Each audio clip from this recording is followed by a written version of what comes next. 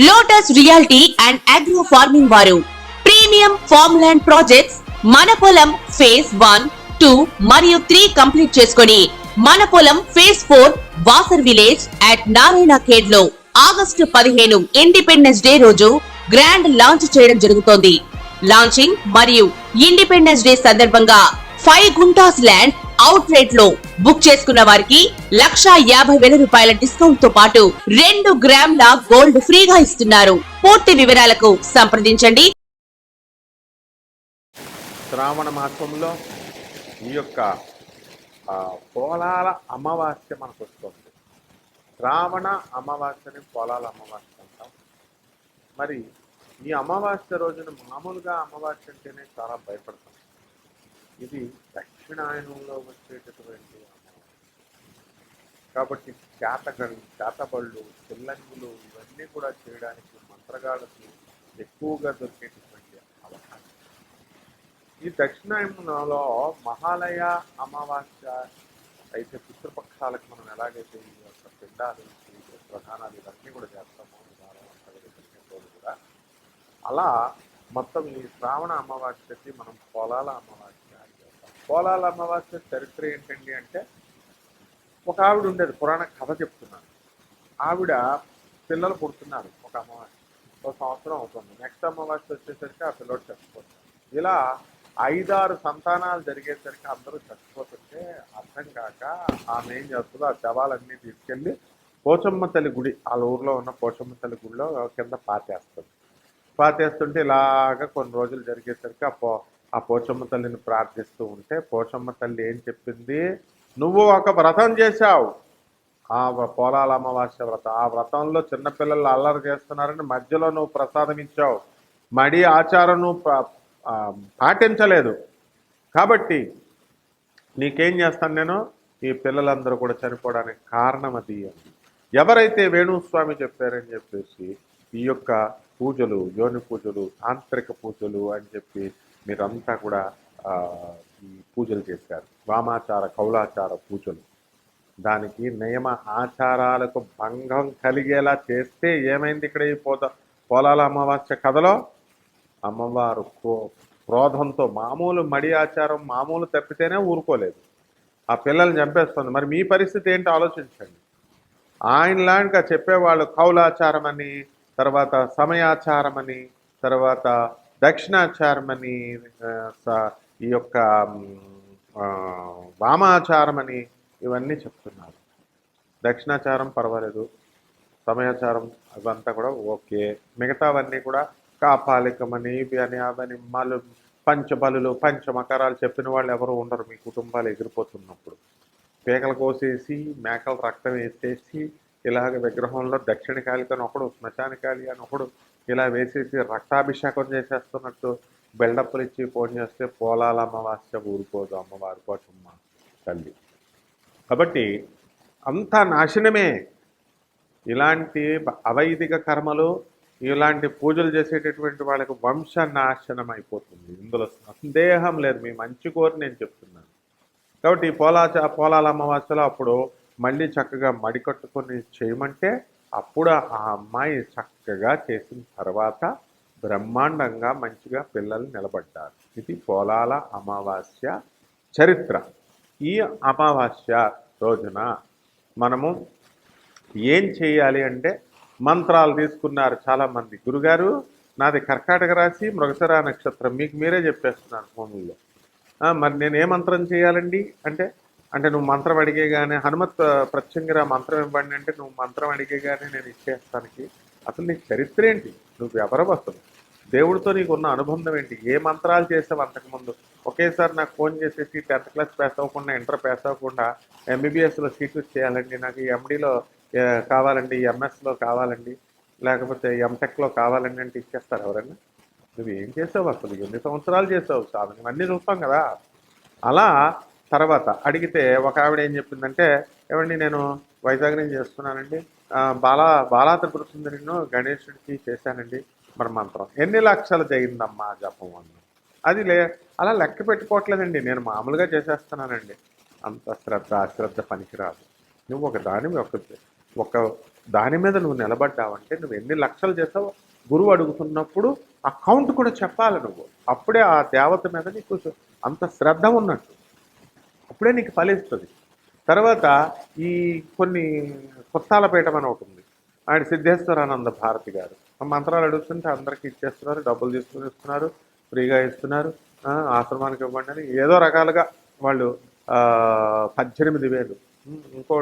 ఇంకోడు ఉన్నాడు ఎవరు, మధుసూదనాచార్య అని చెప్పేసి మంత్రాలు ఇచ్చేస్తాం, తర్వాత మీకు 30,000 ఇవ్వండి, 40,000 ఇవ్వండి. ఇది ఏంటి బిజినెస్? ఊరికినే ఇచ్చినా నువ్వు డబ్బులు తీసుకొని ఇచ్చినా ఆ మంత్రాన్ని కనుక వాడు తీసుకున్నటువంటి శిష్యుడు కనుక చేయడం మానేస్తే అది పూర్తి చేయాల్సినటువంటి బాధ్యత ఆ గురువు మీద ఉంది. అందుకనే ఈ రోజున చూడండి, క్షుద్రశక్తులతో పూజలు చేసుకుంటున్నటువంటి వాళ్ళు, వామాచారం కౌలాచారం అని చెప్పి పూజలు చేస్తున్నటువంటి వాళ్ళు ఉవ్వెత్తని ఎగిసినట్టు ఎగిసి ధడేల్ మన కింద పడిపోయారు, పతనమైపోయారు. ఇంకా చాలా వంశ నాశనం కూడా అయిపోతుంది. ఇలాంటి దాన్ని ప్రోత్సహించేటటువంటి ప్రేక్షకులు కూడా సర్వనాశనం అయిపోతారనమాట. భక్తులంతా కూడా ఎవరైతే ఈ జగద్గురు ఆదిశంకరాచార్యులు వారు చెప్పిన దాన్ని వ్యతిరేకంగా వెళితే మామూలు పసుపు వేయాలా, కుంకుమ వేయాలా, గంధం వేయాలా, నిమ్మకాయ పెట్టాలా, గుమ్మడికాయ పెట్టాలా, అంతే. అతి తెలివితేటలు ఉపయోగించి డబ్బుల కోసం ప్రజలను మస్మరైజ్ చేద్దామా అని చెప్పి యోని పూజలని, తాంత్రిక సెక్స్ అని, ఏంటయ్యా మీదంతా? ఇలా చేస్తే ఏమవుతుంది? చూశాం మేము ఆనాటి రామలింగ సిద్ధార్థి రాజమండ్రి దగ్గర నుంచి, చంద్రస్వామి దగ్గర నుంచి, డాక్టర్ ఎన్టీ రామారావు గారు లాస్ట్కి ఏమయ్యారు? మరి ఆ పూజలు చేయించారు, శ్మశానంలో పూజలు చేయించారని అనేవారు, ఏమైపోయారంతా? కాబట్టి పదవీ గండాలు ఉన్నాయి, ఇవన్నీ జరిగినాయి.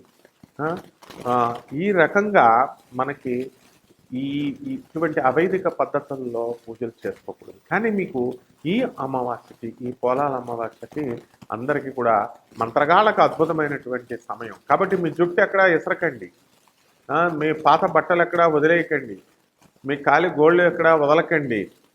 తర్వాత మట్టి, మీరు నడిచేటటువంటి మట్టి, 4 వీధుల మట్టి, ఇవి దొరికితే చాలు. మయాంగన కూరుంది అస్సాంలో. ప్రతి ఇంటికి ఒక మంత్రగాడు, ప్రతి ఇంటికి ఒక చేతబడి చేస్తాడు, ఒక చేతబడి తీసేస్తాడు. చేతబడులు ఉన్నాయా లేవా అనేది తర్వాత సంగతి. అదంతా సైన్స్ ప్రకారం మాకు తెలుసు. అవన్నీ ఒకళ్ళు చెప్పాల్సినటువంటి పని లేదు.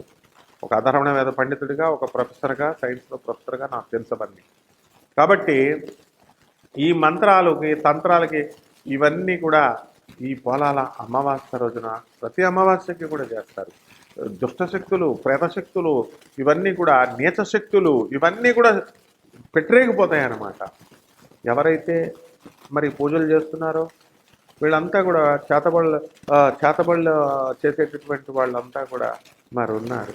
మేము చేతబళ్ళు చేస్తాం, ఇవి చేస్తామని, అవి చేస్తామని. అసలు ఈ డాంబికంగా చెప్పుకునే వాడికి ఒక్కడికి కూడా చేతబడి చేయడం రాదు. సీక్రెట్గా ఉంటారు అటువంటి సాధన చేసేటటువంటి వాడు. కాబట్టి ఈ అమావాస్యలో ముఖ్యంగా మేషరాశి వారికి, మిథున రాశి వారికి ప్రమాదం, తర్వాత ఈ యొక్క కన్యరాశి వారికి ప్రమాదం, మకర రాశి వారికి ప్రమాదం. ఈ రాశుల వాళ్ళు చాలా జాగ్రత్తగా ఉండాలి ఈ అమావాస్య తర్వాత. అమావాస్య రోజున నరదృష్టి ఎందుకు పడుతున్నాయా? నరదృష్టి మరి నాకు హెడేక్ ఎందుకు వస్తుంది, బయటికి వెళ్ళగానే హెడేక్ వచ్చిందని అంటారు. అంటే ఇవన్నీ లేవా? చెప్పేటటువంటి వాళ్ళు లెక్చర్లు చేస్తారు, వెళ్ళి ముగ్గేస్తారు, కూర్చో మరి వెళ్ళి సరైన మంత్రగాడేసే చోట కూర్చోమరి. మయాంగ్ వెళ్ళు, మేము చేతపడినామండి, రక్తవన్నం తినేసామండి, మేము మట్టిలో కూర్చున్నామండి, ఇట్లు ఏం కుదరావు, వెళ్ళవు మయాంగ్కి వెళ్ళవు. మయాంగ్లో చూపిస్తారు వాళ్ళ తడాక. ఇప్పటికీ కూడా ఒరిస్సాలో, కేరళలో కొన్ని ఏరియాల్లో మరి భయంకరమైనటువంటి మంత్రగాళ్ళు ఉన్నారు. హిమాలయాల్లో ఋషులు వచ్చేసి మీతో మాట్లాడుతున్నప్పుడు మంత్రగాళ్ళు ఉండరా? మంత్రగాడంటే ఏంటో కాదు, కరెక్ట్గా ఒక వ్యక్తి కూర్చున్నాడు అనుకో, షాక్ ఇలా ఇసిరాడు అనుకో, షార్ప్ షూటర్ అయితే కరెక్ట్గా ఇలా లివర్లో దిగిపోద్ది ఆ కత్తి. రానివాడు ఏం చేస్తాడు, కత్తి ఇసిరితే ఎక్కడో చోట చేయి దగ్గర పక్కనో ఎక్కడో చోట మొత్తం మీద గాయం అవుతా అవదా? చేతబళ్ళు వచ్చినోడైనా రానుడైనా ఆడి ప్రయత్నాలు ఆడి చేస్తే ఖచ్చితంగా ఎక్కడో చోట దెబ్బ తినడం ఖాయం. కాబట్టి ఈ రాశి వారు చాలా జాగ్రత్తగా ఉండండి. మరి ఈ రాశి వారికి జరిగేటటువంటి ఈ ఫలితాలు, ఈ గ్రహాల గోచారం ప్రకారం మనకి మీనరాశిలో రాహు ఉన్నాడు, వృషభ రాశిలో గురుడు ఉన్నాడు, కుంభరాశిలో శని వక్రించున్నాడు, రవి బుధులిద్దరూ కలిసి సింహరాశిలో ఉన్నారు, శని శుక్రకేతువులు ఇద్దరు కూడా కన్యారాశిలో ఉన్నారు, కుజుడు మిథున రాశిలో. మరి ఆ రాశి ఫలితాలు ఒక్కొక్క రాశిని మనం చెప్పుకుందాం. సింహరాశి వారికి సప్తమంలో శని, అష్టమంలో రాహు ఉన్నాడు. సప్తమంలో శని ఏం చెప్తుంది? కళత్రపుత్ర శత్రుత్వ కారణాయ నమః అని చెప్తుంది. అందువలన ఈ నెలలో భార్యాభర్తలు, పిల్లలు మిమ్మల్ని వ్యతిరేకించడానికి అవకాశాలు. అష్టమ రాహువు మిమ్మల్ని ఉన్మాదానికి గురి చేస్తాడు. అనేక రకమైనటువంటి సమస్యల వల్ల మీరు ఊర్లో ఉన్న ప్రాబ్లమ్స్, మీ ఇంట్లో ప్రాబ్లమ్స్, అన్ని ప్రాబ్లమ్స్ని బుర్రకెక్కించుకోవడం ద్వారా మీరు ఉన్మాదులైపోవడం ఖాయం. కాబట్టి ఈ సింహరాశి వారికి వృత్తి, వ్యాపార, ఉద్యోగ విషయాల్లో ఏమీ ప్రాబ్లం లేదు. బ్రహ్మాండంగా ఉద్యోగాలు, జీతాలు బ్రహ్మాండంగా పెరుగుతాయి, మంచిగా ప్రమోషన్స్ వస్తాయి, ట్రాన్స్ఫర్లు మీరు కోరుకున్న చోట్లకు వస్తాయి. ఇక రాహు దగ్గరకు వచ్చేసరికి వ్యాపారులు, మరి ఈ యొక్క రైతులంతా కూడా మీకు వ్యవసాయం చేస్తారు, కానీ సరైనటువంటి ఫలితాలు మీకు రావన్నమాట. అలాగే ఈ యొక్క సడన్గా మీ యొక్క అమ్మమ్మ గారి తరపు కానీ, నాయనమ్మ గారి తరపు కానీ బంధువులు చనిపోవడం వల్ల మీకు అయాచితంగా ధనం, బిల్డింగ్ వస్తుంది, మీకు మీ పేరు మీద రాసేస్తారు. కేతు ఇప్పిస్తాడు. సడన్ చేంజ్ ఇచ్చేది కేతువే, సడన్ ఇన్కమ్ ఇచ్చేది కేతువే, సడన్ ఆస్తి ఇచ్చేది కేతువే. అయితే ఈ యొక్క సింహరాశి వారికి మరి కుజుడు లాభస్థితిగతుడై ఉండడం వలన ఈ నెలలో చాలా అద్భుతంగా మీ పేరు మీద ఉన్నటువంటి రియల్ ఎస్టేట్ స్థలాలన్నీ కూడా పెరుగుతాయి. రియల్ ఎస్టేట్ వ్యాపారస్తులందరూ కూడా బ్రహ్మాండంగా మీకు లాభాలు గడిస్తారు. ఇంతవరకు వ్యాపారం లేక వ్యాపారాలు అప్పుల పాలైనటువంటి వాళ్ళంతా కూడా అప్పులు తీర్చేస్తారు. ప్రతి పనిని కూడా సరైనటువంటి సమయంలో సరైనటువంటి అవకాశాన్ని కనుక మీరు గ్రాబ్ చేసుకోకపోతే ఆ ఆపర్చునిటీని వేరే వాళ్ళు కొట్టుకెళ్ళిపోవడానికి అవకాశాలు ఉంటాయి. కాబట్టి సింహరాశి మహిళలకి అందరికీ కూడా వివాహం అయిపోవడానికి అవకాశాలు ఉన్నాయి. ఎంతో కాలంగా సంతానం లేనటువంటి వాళ్ళందరికీ కూడా సంతానం కలుగుతుంది. ఈ ఒకటి ఇది అది అని ఏం చెప్పాలా, సింహరాశి వారికి బ్రహ్మాండంగా ఉంది. ఈ రాశి వారికి ఈ నెలలో జరిగేటటువంటి పరిహారాలు, మీ జాతకం బాగుండాలంటే, ఎదగాలంటే, ఇంకా బాగుండాలంటే ఏం చేయాలి? ఇప్పుడు మనకి వెన్నను తీసుకొచ్చి శ్రీకృష్ణ పరమాత్మ ముందు నైవేద్యం పెట్టాలి. ప్రతి గురువారం కూడా అటుకులు తీసుకొచ్చి శ్రీకృష్ణ పరమాత్మకి నైవేద్యం పెట్టాలి. ఇది మీరు చేయాల్సినటువంటిది బుధవారం నాడు చేయాలి. ఇకపోతే రెండవది, తెల్ల జిల్లేడు చుట్టూ దానికి నీళ్ళు వేసుకుంటూ తెల్ల జిల్లేడు చుట్టూ ప్రదక్షిణం చేయండి. తర్వాత ఆ తెల్ల జిల్లేడు చెట్టుకి ఆ పువ్వులవన్నీ కోసి ఈశ్వరుడికి కానీ, ఆంజనేయ స్వామి వారికి కానీ దానిపైన తీయండి. ఇది రెండవ రెమెడీ.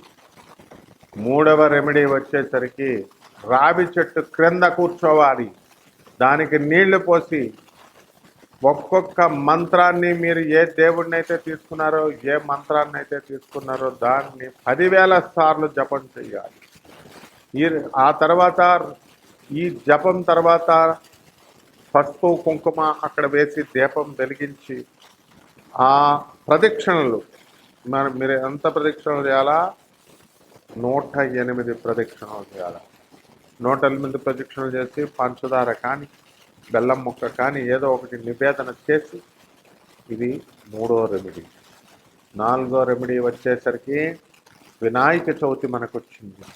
ఈ వినాయక చవితి గణేష్ మహారాజుకి మీరు పూజలు చేసుకోవాలా. సోమవారం నాడు ఎన్ని సోమవారాలు వస్తే అన్ని సోమవారాలు కూడా మరి మోదకాలు తయారు చేయండి. అంటే ఈ యొక్క ఉండ్రాళ్ళు తయారు చేశా 21 ఉండలు, ఈ యొక్క ఉండ్రాళ్ళు అక్కడ స్వామివారికి నైవేద్యం పెట్టాలి.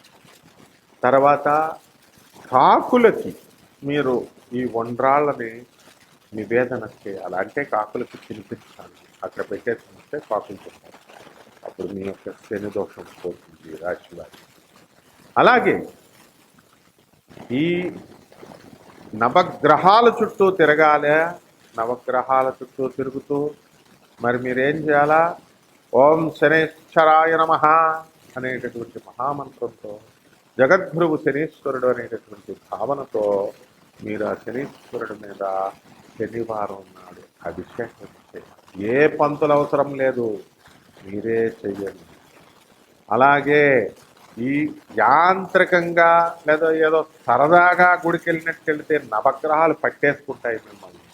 ఎక్స్కర్షన్ కాదు ఇది, హనీమూన్ కాదు ఇది.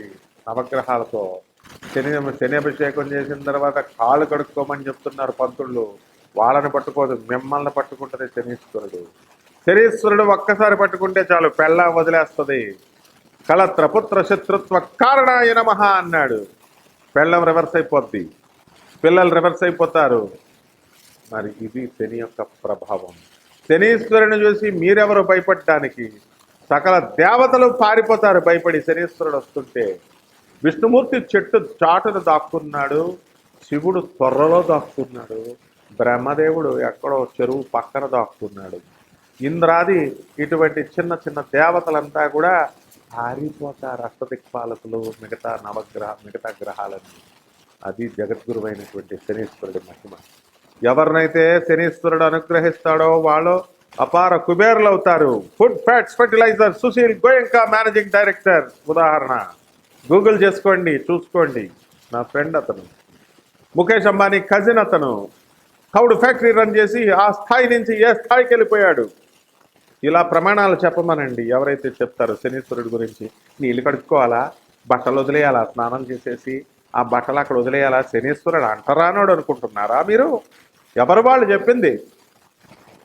శనీశ్వరుడు నవగ్రహాలు గరికపాటి నరసింహారావు గారు చెప్తారు. శ్రీ వెంకటేశ్వర స్వామి సుప్రభాతంలో చెప్పారు. మరి వీళ్ళంతా కొబ్బరి చెప్పుల కోసం అడుక్కునేవాళ్ళు వెంకటేశ్వర స్వామి టెంపుల్ దగ్గర అని చెప్పారు. ఆయన ఎంత మంచి ఉద్దేశంతో చెప్పారు? మీరు నవగ్రహాల కోసం డబ్బులు పాడు చేసుకోవద్దు అన్న ఉద్దేశంతో చెప్పారు.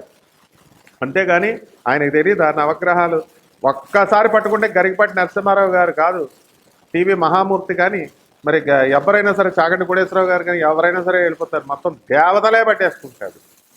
కాబట్టి మహామూర్తి గారు ఏమంటాడు?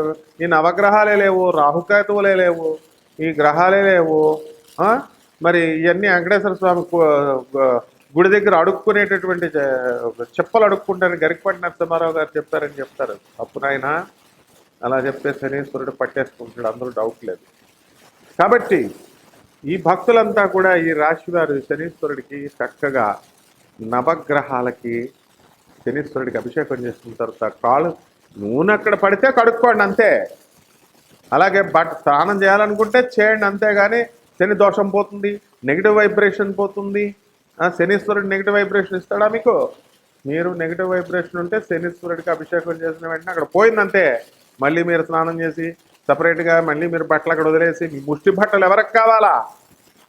ఇలా మీరు చేయండి. ఇలా చేసినప్పుడు మీకు జాతకం బ్రహ్మాండంగా పరిగెడుతుంది. శుభమస్తు.